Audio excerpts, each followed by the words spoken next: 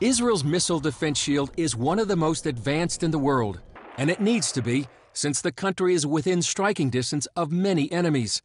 Iran has long-range missiles that could carry nuclear or chemical warheads. Syria holds ballistic missiles that can strike all of Israel, and both of them support the Lebanese-based Hezbollah. Years ago, Israel built a strong air force to protect its skies from aerial attack. Then, according to defense consultant Uzi Rubin, Israel's enemies changed strategies, investing in missiles instead of aircraft. That forced Israel to also rethink its strategy. In strategic terms, we are rebalancing the strategic balance with missile defense. That's the significance of our missile shield. Israel's missile shield will eventually include 3 separate systems that will be linked and function together. Israel began work 20 years ago on what is known as the Arrow. It is operational and has been tested successfully numerous times. In this video, a missile target simulating an Iranian Shihab-3 is launched from an aircraft.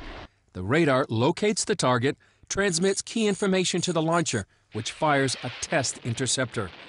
The next level of protection under development is known as David's Sling.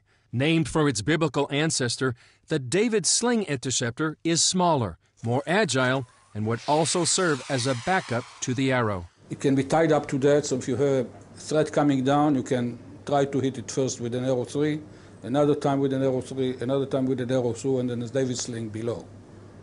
4 layers. Completing the shield is the Israeli Iron Dome. Hamas fires its rockets from the Gaza Strip just a couple of miles behind me. In the future, developers expect the Iron Dome to stop those rockets before they ever crash into Israel. In the last 4 years, nearly 8,000 rockets have been fired from Gaza.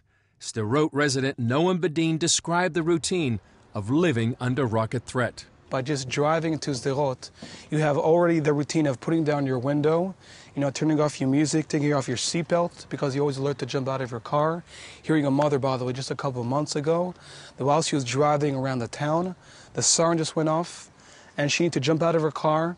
She went to her back seat, needing to choose what child to grab on first so she could run as close as she can towards the shelter. The Iron Dome could be the key part of this overall system when it becomes operational next year. According to developers, it is relatively inexpensive, functions in all weather conditions, and can handle numerous salvos effectively. A single unit can protect a medium-sized city like Greater Haifa and could also be deployed in northern Israel, which was targeted during the 2006 war. During that conflict, city manager Eli Cohen says Kiryat Shimona basically ceased to function. We are always preparing for activity, that the border will heat up, and that we will take a hit. Every now and then, we get a reminder. That means we had false alarms, and in addition, we had actual Katyushas fall recently. From her apartment, Marcia Brown watched in 2006 as rockets fell in the city. She says an anti-rocket system would make a huge difference. It would take a tremendous strain off the population, off of the systems. If, assuming that this really works as well as it does, a situation like 2006 wouldn't occur the way it did. We would be able to deploy these things, and 250,000 people would not have to live in fear and underground. Experts agree no missile defense system can provide foolproof protection. Some missiles will get through.